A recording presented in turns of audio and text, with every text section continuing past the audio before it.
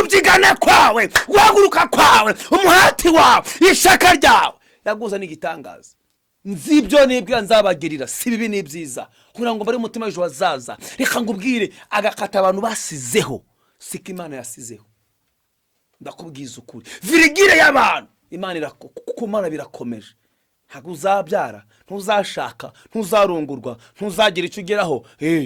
Nyoko se yakoraga kuri arasha Imana imbaraga.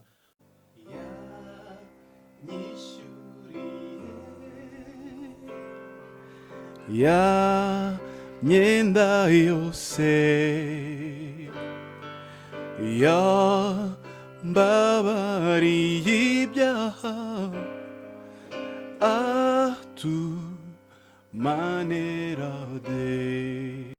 Bakunze bikamba Calvary TV, ndabashuhuje mu izina rya Yesu Kristo aho muri naho muherereye. Mbifurije umugisha umwami wacu Yesu. Reka nihanganisha urwaye, mumurize ubabaye. Reka mbwira umuntu ufite ikibazo ngo ihangane gato, Imana ije gukora igitangaza ku buzima bwawe. Siko bizaba, ntago uzahora mu bitaro, ntago uzahora muri icyo gitanda. Imana izahindura amateka y'ubuzima bwawe. Kanone mbwira umuntu wumva yaratawe, adafite umuntu umufasha, adafite umuntu muba hafi. Hari ukuntu umuntu aba adafite umuntu kuba hafi, ukabaho wumva nta muntu n'umwe ukunda bitewe n'ibikomere wahuye nabyo. Ariko ngera wihangane, burya mama yakubabaza, papa yakubabaza, yewe n'umugabo yakubabaza, n'umugore yakubabaza, n'abana bakubabaza, ariko Yesu ntago azakubabaza mu izina rya Yesu. Rero ihangane gato, Imana ize gukora igitangaza mu izina rya Yesu Kristo, kandi Uwiteka azakora ibikomeye kuko Imana iri mu ruhande rwawe. Reka shimire nanone abantu bagize ishyaka ryo kureba kino kiganiro. Imana iguha umugisha. Abakoze subscribe, nsuza bari diaspora, nsuza bari muri Amerika, bari mu France, Bwongereza, Kigali, u Rwanda, Kongo, Burundi, muri Afrika, abatarakizwa, abakishijwe, abadafite aho bateranira, nubwo bafunga isengero zimwe na zimwe, hari zitarafungurwa, ariko hamwe no gusenga, hamwe no kubana n'Imana, Imana izakora ikigambiriye mu izina rya Yesu. Beshobora ko rero uyu munsi wavuye mu rusengero cyangwa se utanarugiyemo, nejo utazarujyamo, ariko ahuri Imana iri kumwe nawe. Imana mu izina rya Yesu, ndaritse mwene data ngo azabane natwe muri iri jambo. Wowe undeba, wowe unyumva, Imana iguye kumvira ijambo, kandi umwuka wera w'Imana gukomeze, maze njye nawe twukira imbere yawe mu izina rya Yesu. Amen. Katugana ijambo ry'Imana rito cyane ni mu gitabo cya Yeremiya 29 umurongo wa 11. Biravuze ngo, ijambo riri muri Yeremiya 29 umurongo wa 11, biravuze iki? Avuze ngo, erega nzi ibyo nibwira nzabagirira, ni amahoro si bibi, kugira ngo mbare mu mutima w'ibyo muzabona hanyuma ni Uwiteka avuga. 12 ngo, kandi muzanyambaza, muzagenda musenga, nanjye nzabumvira. 13 aravuze ngo,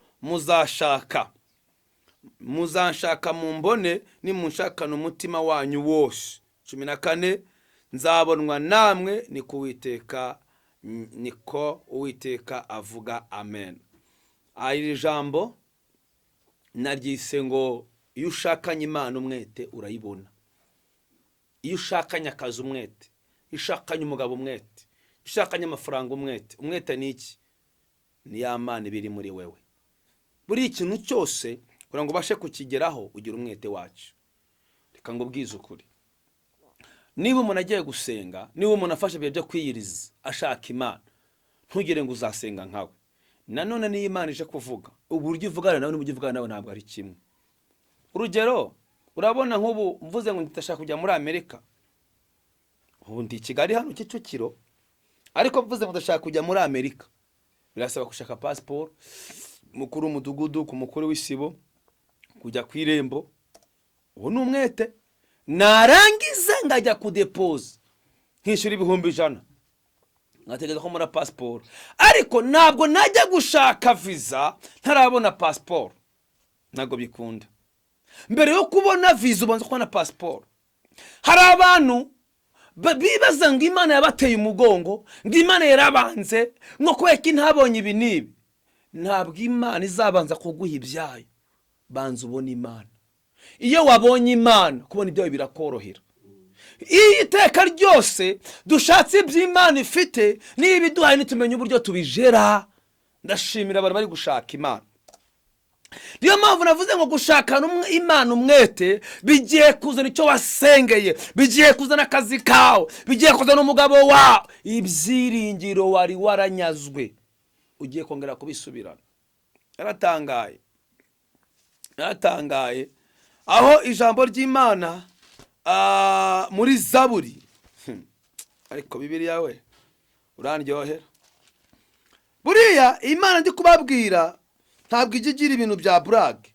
Zaburi 166, Zaburi igitabo cya Dawidi, bivuze ngo mutima wanjye shima Uwiteka, nzajya shima Uwiteka ngiriho, nzajya ndirimbira Imana ngifite ubugingo. Iyo udafite ubugingo ntabwo ubukiririmba. Ubugingo ni ikisi. Buriya ikintu utari gukora ugifite umwanya wacyo, uzashaka kugikora bitagishobokana bizakunda. Iyo wibeshe gato ugahusha gukorera Imana ugihumeka biba birangiye. Bibiliya sivuga iki? Bibiliya tubwira ngo 134 133 Zaburi murongo wa 5, umva ukuntu havuze. Haravuze ngo nibutse iminsi yanjye ya kera, nibwira ibyo wakoze byose, ntekereza umurimo w'intoki zawe, nguramburira amaboko, umutima wanjye ukugirira inyota. Nibutse ko nari umurabosiya, umusitari, umurasta, imusenga abandi pasiteri. Wowe wibutse iki? Umva rero uko Yeremiya yavuze, Yeremiya ngo erega nzi ibyo nibwira. Aleluya. Ngo erega nzi ibyo nibwira nzabagirira. Ibyo ngo ni amahoro si bibi. Kubera iki se? Nibutse iminsi ya kera nguramburiye amaboko, nibutse ibyo data yangiriye muramburiye amaboko. Rero uraho ngaho urimo kwituka Imana nacyo yankiriye, njyewe sindabyara ariko uriho, njyewe sifite akazi ariko uracyahumeka, njyewe nta magabo ndabona ariko uracyari umukobwa, gutwaye ikisi. Hewe njyewe nta muntu nkunda ariko byasibye nibiki. Iyo umuntu agihumeka ni umukanda w'ibyiringiro byo gusubizwa. Iyo umuntu agihumeka, dore kangubwire, ifatiro zisenyutse, umukiranutsi yakora iki? Arasenga, agagara mu ijambo nk'iri, akamenya ko ibyo Imana yibwira kuri we atari bibi. Umuntu yakugambira bibi ariko ntabwo Imana iri muri makugambira bibi. Umva njye nakubwira ngo tuzahura Sonatibe ngo yifaranga simpagire, ndakubwira ati nzakohereza amafaranga ntabikore, ariko Yesu soko ameze. Imana ishimwe cyane. Rero ibyo Imana igambiriye ku muntu uri kuyishaka, ibyo Imana igambiriye ku muntu uri kuyikurikirana, umva ngo bwire, uyu mugore yakize iyi ndwara bigenze gute? Ngo yarabyiganye, arabyigana, ariko iri jambo nzarigarukaho. Kubyiganuza icyari cyo, amagambo bavuze ntiyayumva, arabyigana, baramusunika arabyigana, arabyigana kugeza igihe akoreye kuri Yesu. Ese reka ngubaze, niba kugera ku muyobozi bitatworohera ijyaye muri stade, urumva Yesu we byari byoroshye kumugeraho, waretse jya muri stade hariya harimo umuyobozi mukuru, nubona umva numugeraho kugira ngo ukare ku ikoti rye uzazo bembwere. None urumva Yesu we ibihumbi n'ibihumbi byari bihari, urumva uriya mugore byari kumwerera kumukoraho, ariko kubyigana kuri ya mugore, kubyigana kwawe, guhaguruka kwawe, umuhati wawe, ishaka ryawe yaguza n'igitangaza. Nzi ibyo nibwira nzabagirira, si bibi ni byiza, kugira ngo bari umutima w'ejo hazaza. Reka ngubwire, agakata abantu basizeho siko Imana yasizeho. Ndakubwiza ukuri, virigire y'abantu Imana Imana birakomeje. Ntabwo uzabyara, ntuzashaka, ntuzarongorwa, ntuzagira icyo ugeraho. Nyoko se yakoraga arusha Imana imbaraga? Ntabwo nyogokuru wawe arusha Imana imbaraga. Reka ngubwire, nta mucwezi urusha Imana imbaraga, nta nyabingi urusha Imana imbaraga. Shaka Imana umwete, Imana ikubitira abazimu, idiringe n'abarozi. Wowe urangaho urasinziriye, ntugisenga, ntukiyiriza, ntugishaka Imana, umva byacamo. Ago byacamo. Shaka Imana umwete. Yesu ashimwe cyane. Ngo kandi muzanyambaza, muzagenda musenga, nanjye nzabumvira. Umva, muzanyambaza. None wowe uri kwambaza nde? Ninde uri kwambaza muri iyi minsi? Uri gusenga nde muri iyi minsi? Uri gushaka nde muri iyi minsi? Icyo ushaka nicyo uri kubona. Yesu ashimwe cyane. La kota la bosia. Niba ndi gushaka Imana nzayibona. Yabitubwiye muzagenda mushaka, muzambona. Imana ishimwe cyane. Yesu ashimwe cyane. Haleluya. Zaburi yakomeje kumbwira ngo hahirwa ufite Imana ya Yakobo umutabazi we, akiringira Uwiteka Imana ye. Niwe waremye ijuru n'isi n'inyanja n'ibirimo byose. Akomeza umurava iteka ryose, aca imanza zitabera, zirenganura abarengana. Imana ica imanza zitabera. Wayishatse yifate. Yakobo yigeze akirana nayo, barakirana ijoro ryose. Mwango singure kurutaminduriye izina. Barafata singure kura ndekura. Ngo yabanje kwambutsa abagore be n'abana n'inka n'ibindi byose. Temugende we, ndacyafite ikibazo cya data. Burya navuye kwa data, hari amateka mabi. Ariko ibaza uyu munsi wa none, duseka ngo Imana ya Aburahamu na Isaka nande na Yakobo. Yakobo azamo gutese nuko yahuye na marayika, nuko yakiranyije Imana. Biravuga ngo wakenyije Imana n'abantu. Ndasenze ngo kwezi kwa gatatu ugiye gutangira uzakiranye Imana mu izina rya Yesu. Uyu munsi ni 28. Asigaje iminsi 2 ukwezi kuranga. Ukwezi kwa gatatu uzakiranye Imana. Imana idufashe tugirire neza. Ngo muzashaka mumbone nimushakana umutima wanyu wose. Uzuko abantu bashaka Imana bakashakana umutima w'igice. Niyo mpamvu utari kubona Imana. Umutima wawe harimo iki? Igomwa, amoko, uburiganya, intonganya, ubusambanyi, inzoga, ubusinzi, kuraguza, gutere. Ntabwo umutima Imana, ntabwo umutima uri gushakana Imana, umutima wabona Imana. Kugira ngo umutima wanjye ubone Imana, nuko ndanduramo ibirimo byose. Abahanuzi barambeshe, pastor yarambe, ni wowe wibeshye. Niba narahanuye ngo Imana iguhaye umugisha, witwaye gute? Muzashakana Imana umwete. Yesu ashimwe cyane. Ndagira ngo dusoze. Nzabonwa namwe niko Uwiteka avuga. None sima buri Imana Bibiliya iri clear, iri authentique, ni ibintu biri ku murongo. Nzabonwa namwe niko Uwiteka avuga. None se urashaka ngo Imana muhurire? Ntabwo cyiyiriza, ntugisenga Imana. Yego butayo nabo hari, sengero zimwe na zimwe ziracyafunze, ariko Imana yacu ba mungo. Umutima wanjye ubamo Imana, umutima ugomba kubamo Imana. Ariko ngaho nawe ndebera, icyo wari waravuyeho wagisubiyeho. Be nawe wanywaga inzoga usigaye uyinywa, ngo byose ni hahandi. Ikindi iby'abandi bantu bakoraga, we wari warabyanze, none ngo nanjye ntacyo bintwaye. None suva umutima uri gushakana Imana umwete, warangiza Imana y'iki gihe ntigisubiza. Ariko isubize nde? Igukurehe? Ikubone ryari? Niyo kwizerwa. Ni Imana ya Aburahamu na Isaka na Yakobo, ni yanjye nawe. Birambwiye ngo na Aburahamu atatumenye, ariko Yesu aratuzi. Imana ishimwe cyane. Rero ndagira ngo ngwibutse ngo mutima wanjye himbaza Uwiteka. Mutima wanjye nuwawe bihimbaza Uwiteka. Muri iyi minsi mfite ndatangaye, ntabwo imitima abantu iri guhimbaza Uwiteka. Bari muri business, bari mu gushaka aho bakubaka amazu, bari mu bibanza. Ibyo nabyo ni ngombwa, ariko umutima wanjye uhimbaza Uwiteka. Ntabwo ari byiza kuko umutima wawe ujaho ukaramya ibindi bigirwamana, izindi mbaraga. Izina rya Yesu, ntabwo umutima wanjye ugomba. Imana yaravuze ngo umutima wanjye n'uwawe biyiramye. Ndagira ngo nongere ngwibutse ko Imana igukunda kandi Imana igushaka, kandi ashaka gusubiza amasezerano yawe. Ariko uri hehe ngo Imana ikubone?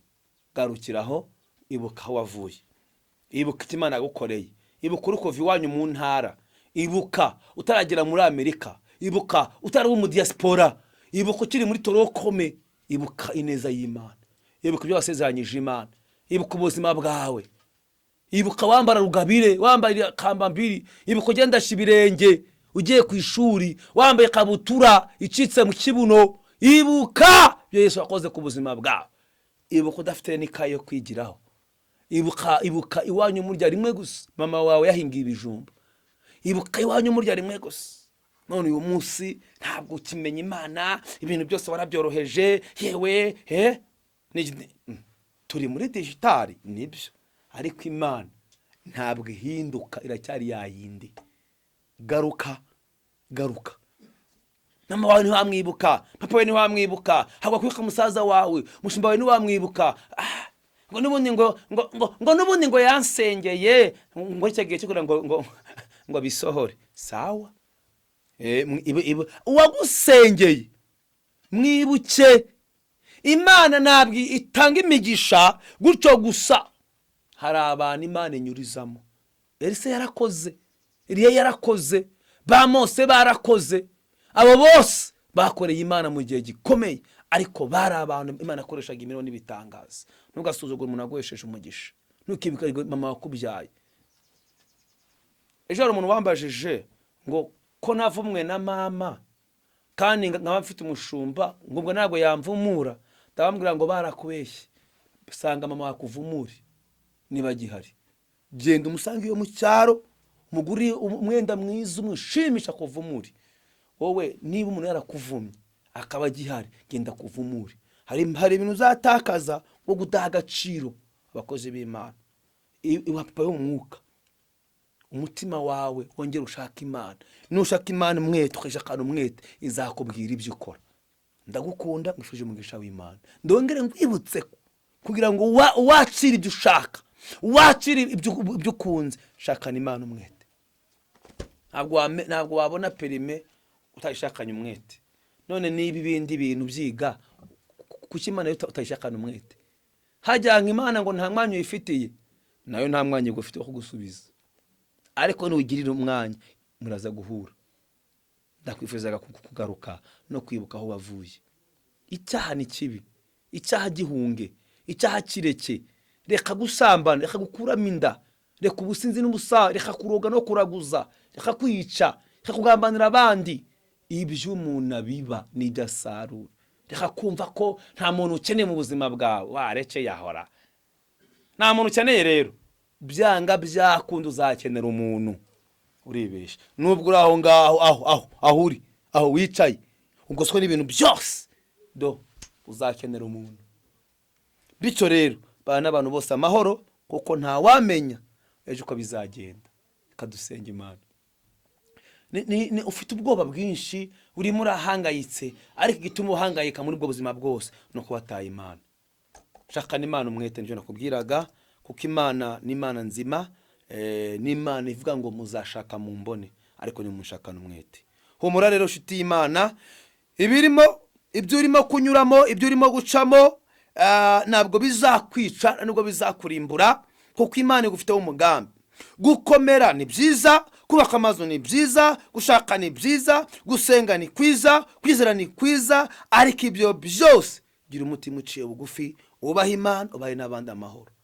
Ndagusengeye Uwiteka, gira neza uyu muntu ngurikiranye, umufashe kubana n'abandi bose amahoro, akajya agomba gukora, yizere ko ubuzima arimo ejo bufite iherezo. Bityo gukorere nk'umuntu uzapfisha. Umugisha unyumvise, akora subscribe umugisha, afite umutima gutenga ngo umugisha, kandi buri muntu wese akiriho umwe gukora ibintu azahimbirwa, kuko turi mu isi niho tuzakorera imirimo myiza. Umugisha wawe nube kuri nge nungurikiranye, ubuntu bw'Imana bube ku mukameramani ndetse n'uwadukurikiranye. Ibyubahiro by'umuntu biveho, hagaragara icyubahiro cyawe. Uduye kugukorera kuko turi ibikoresho byawe. Urakoze kunyemereye kubyumvise kandi kubikoze, mu izina rya Yesu, amen.